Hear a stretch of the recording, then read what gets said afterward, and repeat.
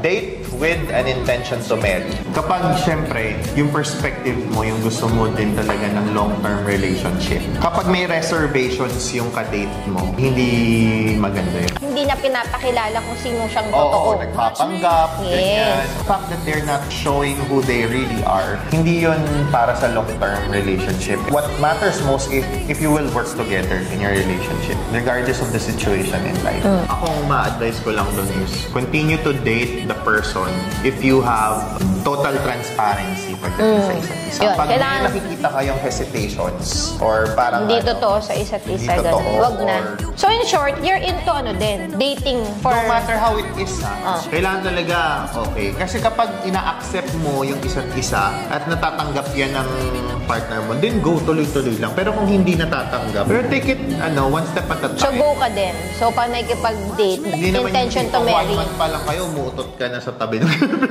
dapat nga 1 week pa lang. Kasi umutot ka nun, tapos OA mo joke lang.